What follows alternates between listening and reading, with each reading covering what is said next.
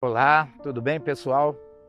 Estamos aqui mais uma vez dentro do manguezal, aqui na Praia das Pedrinhas. O objetivo dessas apresentações é contribuir com informações a respeito desse ecossistema tão interessante, mas também tão maltratado e massacrado no Brasil inteiro.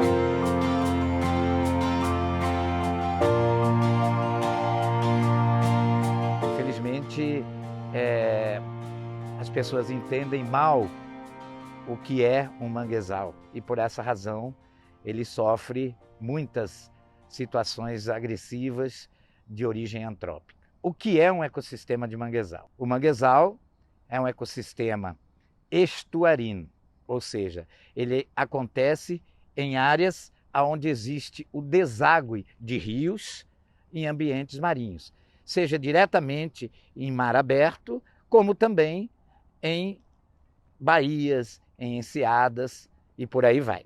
No nosso caso, estamos dentro de um manguezal na Baía de Guanabara. O manguezal, ele acontece nessas áreas chamadas estuarinas e principalmente ele é regido por efeitos de maré. Ora, a maré adentra o manguezal, ora, essa maré seca, deixando o manguezal seco. Muito bem, isso caracteriza esse ecossistema como um ecossistema instável, porque você tem inúmeras variações físico-químicas acontecendo, fazendo com que essa instabilidade se manifeste.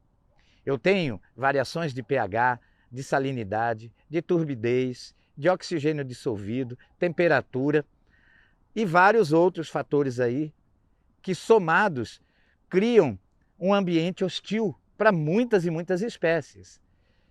Aqui, para sobreviver, as espécies têm que ter muitas adaptações específicas para poder se manifestar em concentrações que formam esse famoso ecossistema.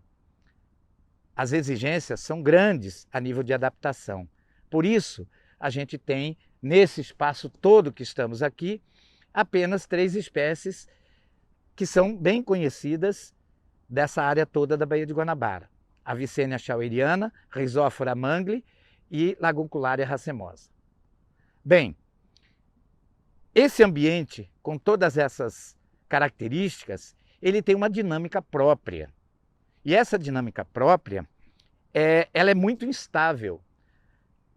Quando a gente cria alguma ação impactante para esse ambiente, nós interferimos diretamente e de uma maneira muito crítica na biologia, no comportamento, na fisiologia das espécies que aqui vivem, fazendo com que, naturalmente, o mangue fique estressado, as plantas ficam estressadas, os animais ficam estressados, e com isso nós temos a mortalidade das espécies.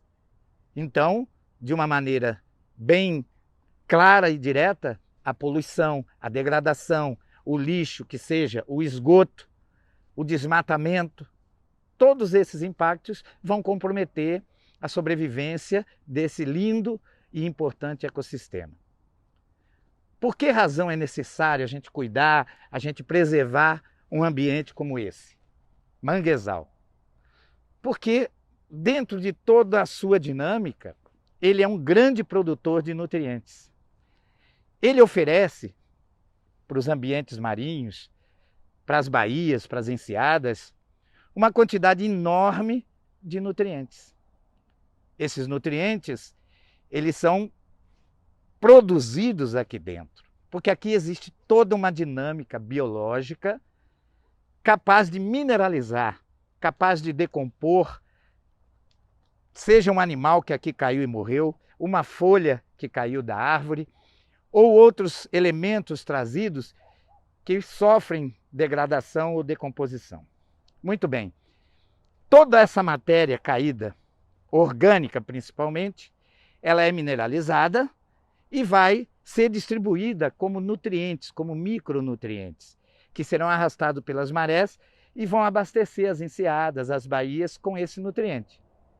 Carbono, nitrogênio, fósforo, elementos importantes para a cadeia alimentar, principalmente para os produtores primários, para as algas. Essa é uma grande importância dos manguezais. Haja visto que nos estudos, a grande maioria, mostra que até 27% dos nutrientes produzidos que entram no ecossistema marinho vêm dos manguezais pelo mundo afora. Uma outra importância muito, mas muito clara e evidente. O manguezal é um verdadeiro berçário para a natureza. Aqui, as espécies marinhas, principalmente de crustáceos, eles vêm para essa região, aonde aqui encontram abrigo, encontram fartura de nutrientes, e dessa forma é o ambiente propício para se utilizar para que eles possam desenvolver as suas proles, para que eles possam realmente garantir a sobrevivência dos seus filhotes. Então o manguezal se transforma assim num berçário natural, tanto para siri, camarão, caranguejos, para os próprios peixes que frequentam essas áreas quando elas estão cheias. Não só peixes, como uma variedade de outros grupos animais, inclusive aves, que se aninham por essas árvores todas aqui no manguezal. Uma outra importância muito grande dos manguezais é que ele é um grande filtro. Um filtro que ele atua de 3 formas. Ele atua mecanicamente, ele atua biologicamente e quimicamente. Vamos começar falando pelo ponto de vista químico. Os produtos entram, seja qualquer lixo, qualquer matéria orgânica, chegou aqui. Por várias ações químicas que vão acontecer dentro do contexto geoquímico, nós teremos essas ações biológicas interagindo, decompondo esses elementos, e teremos uma ação geoquímica interrelacionada com o sedimento, porque aqui nós estamos sobre um sedimento, nós temos um quantitativo de argila muito grande, e várias reações químicas vão acontecendo, fazendo com que a gente tenha uma produção de gás sulfídrico, resultante dessa ação decompositora. Esse gás sulfídrico, ele cria um efeito de sulfato-redução, fazendo com que muitos elementos fiquem aderidos molecularmente nessa lama, criando assim um aprisionamento de elementos poluentes mas muito complicados para o ecossistema como um todo e para a cadeia alimentar, como é o caso dos metais pesados. Manganês, ferro, zinco, cádmio, mercúrio. Então, o manguezal atuou fazendo uma ação filtrante, bloqueando o retorno desses elementos para a Baía de Guanabara e para o comprometimento ainda maior das espécies ali viventes, na cadeia alimentar. Além disso, o mangue também faz toda uma ação biológica interativa, fazendo com que, na ação decompositora desses elementos, ela faça toda essa transformação. Aquilo que chega aqui, não sendo interessante e sendo apenas um poluente, pode se transformar, liberando elementos que poderão ser reciclados nessa dinâmica ecológica, podendo daí sair também contribuintes de nutrientes para o ecossistema. Além disso, todo esse emaranhado de árvores e raízes, eles vão fazer com que, mecanicamente, esses elementos trazidos pela maré, principalmente o lixo sólido, plásticos, garrafas, copos, bonecas, sofás e tudo mais, que acabam entrando nesse ambiente, fiquem aqui retidos. Uma ação como um pente fino, retendo mecanicamente o retorno desse lixo para a Baía de Guanabara. Muito bem, sabemos da importância filtrante, sabemos da importância de produção de nutrientes, sabemos que é um berçário natural e por aí se tira toda a importância de se preservar, de se garantir a sobrevivência desse ecossistema tão perfeito e maravilhoso na sua estrutura. É isso. Conto com vocês, espero estar contribuindo nessas informações para que as pessoas conheçam o que é um manguezal. Valorizem essa preservação. Aqui você sente um cheirinho de enxofre, mas é um cheiro natural, porque o ambiente é anóxico, não tem oxigênio. Então, na dinâmica geoquímica, há a produção do gás sulfídrico. Esse gás sulfídrico é importantíssimo em todas essas ações que eu falei anteriormente. E ele exala na atmosfera um cheirinho de ovo podre, que na realidade não é nada relacionado com a poluição diretamente, mas sim faz parte da dinâmica desse ecossistema. E aqui tem muita vida. As espécies de caranguejo são inúmeras, diversas. Nós temos vários grupos que em outro momento estaremos mostrando para vocês essa fauna muito interessante que é típica desses manguezais. Aqui, em função dessa dinâmica e dessa instabilidade físico-química, as adaptações são muito cobradas e exigidas. As árvores, por exemplo, cada qual, dentro da sua espécie, apresenta adaptações específicas para suportar o teor de sal. Umas excretam esse sal através das folhas, outras bloqueiam a entrada do sal através de um sistema de rizosferas, né? Que, por uma característica química, bloqueiam essa entrada, fazendo com que as plantas tenham um suporte equilibrado e se mantendo dessa maneira aqui dentro, vivendo muito bem estabelecida com as suas adaptações.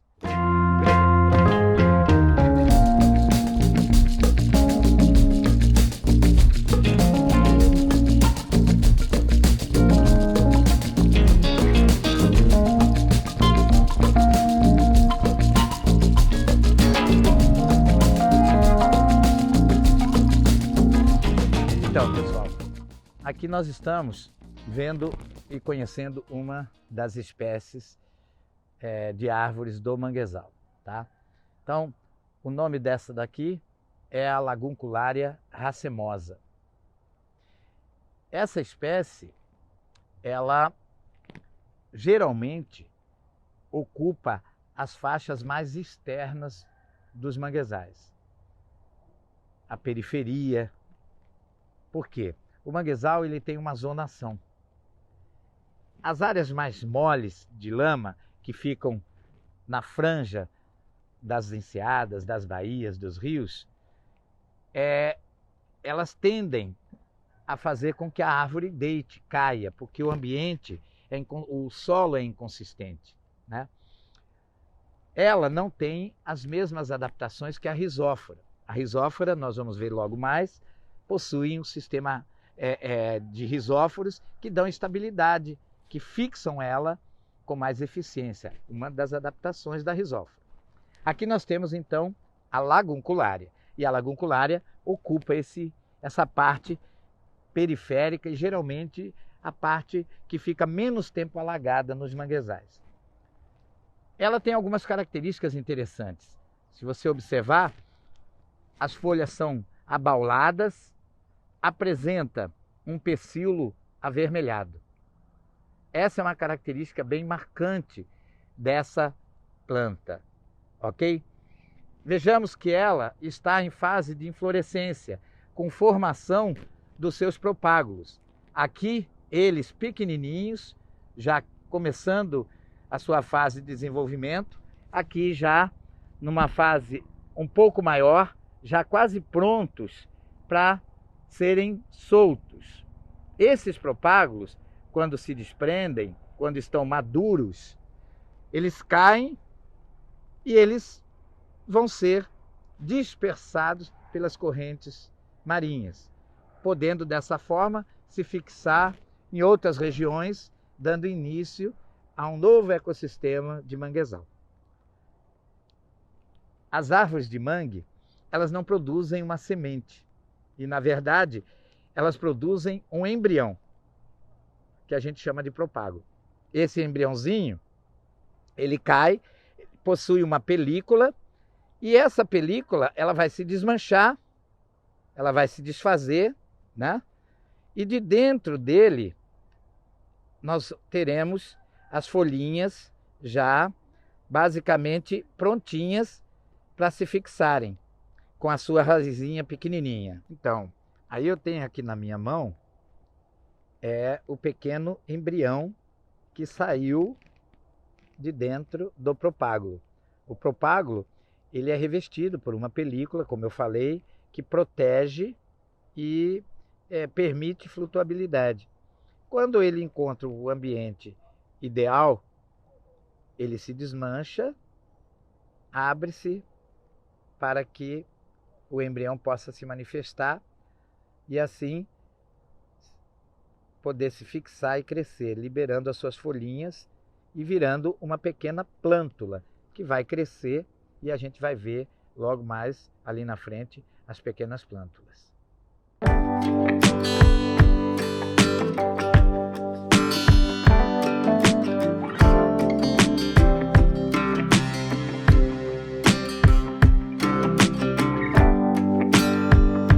Bem, pessoal, nós estamos aqui agora mostrando a avicênia. É a segunda espécie marcante dos manguezais. Como eu falei, existe uma zonação. Os mangues, quando não são impactados, eles mantêm essa característica de zonação. Na parte mais externa, a lagunculária, na parte intermediária, as avicênias e na parte mais mole e inconsistente, geralmente nas franjas, a gente tem a Rhizophyra mangue. Bem, essa avicênia está nesse banco aqui meio sofrível, né? Por conta desses impactos. Mas ela tem algumas características interessantes. Geralmente ela é mais alongada, possui o cume dela num formato de pinheirinho e etc. E as folhas são mais alongadas, mais bicudas, não são abauladas como é a da Rhizophyra, ok? E muito menos como a da lagunculária. O que a gente percebe aqui é uma importante adaptação dessas plantas. Veja que aparecem vários cristais de sal. Esse sal é um excesso de sal colocado para fora pela planta, ou seja, é uma maneira dela excretar esse sal que pode comprometer a sua fisiologia.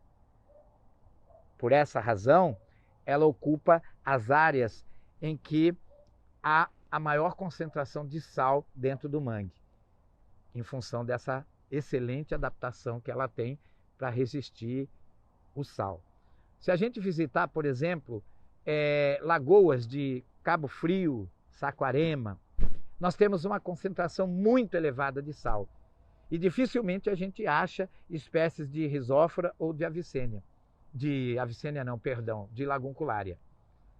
A avicênia, ela vai ser sempre dominante nesses ambientes altamente salgados. É isso aí. Outra coisa interessante que a gente pode perceber aqui são as folhas amarelas. Elas são chamadas de folhas senescentes. O que interessa para a planta uma folha senescente? À medida que essa planta ela vai, através do seu sistema condutor de nutrientes, de elementos necessários à sua sobrevivência, vai funcionando, alguns elementos não desejáveis são concentrados em algumas dessas folhas. Por essa razão, elas geram estresse nessas folhas e elas vão cair.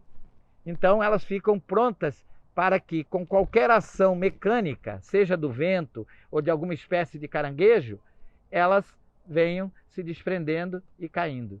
Dessa forma, aquilo que não interessa à planta foi excretado.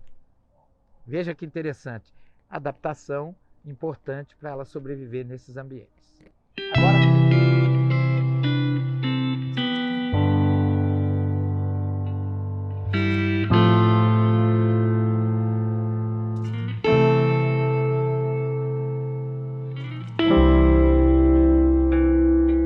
Agora aqui a gente está de frente com um exemplar. Vocês podem perceber aqui como ela é bem diferente. É uma Rhizophyra mangle. A Rhizophyra mangle, ela está bem longa e já se manifestando numa área muito inconsistente, muito mole.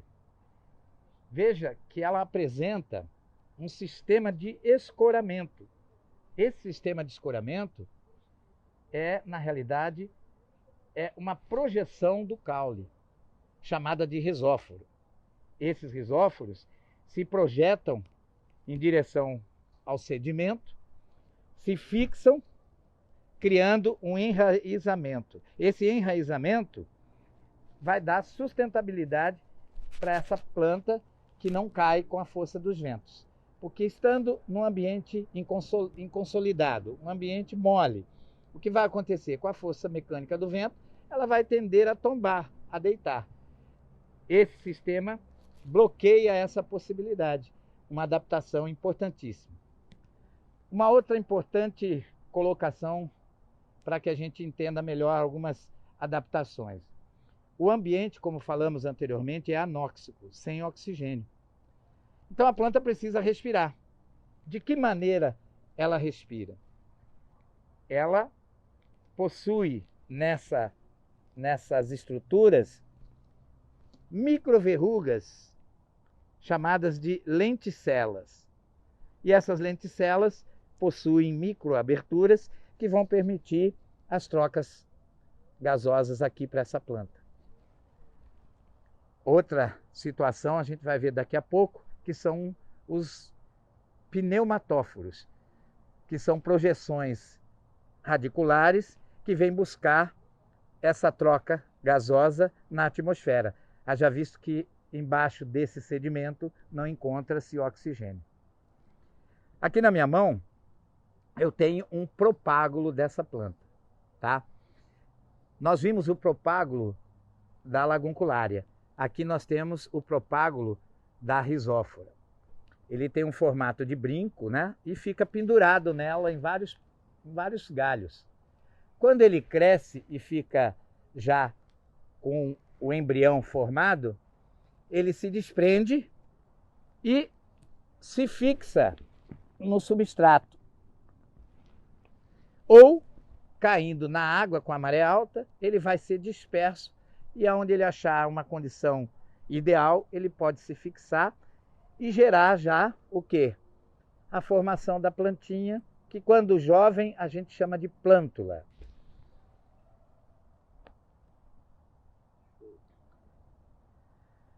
Bem, uma característica diferenciada entre as três espécies, a gente viu, são as folhas.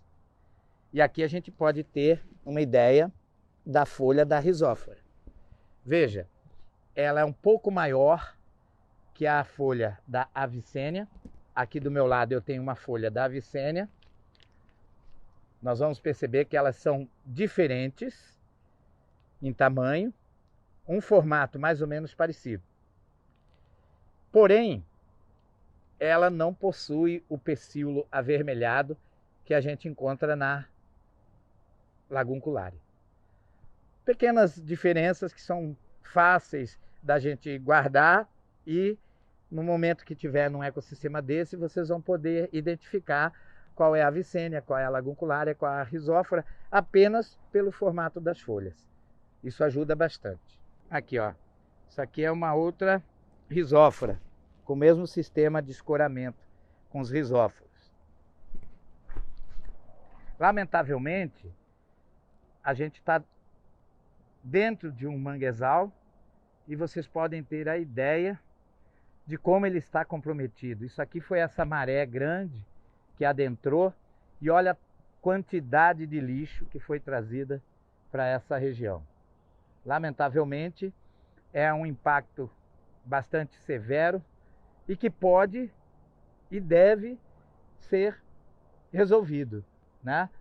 Existem as barreiras ecológicas, então há pessoas que podem, através da política, trazer projetos, obras que possam favorecer e dar garantia de sobrevivência para esse ecossistema aqui tão sofrido, um ecossistema com a importância que ele tem.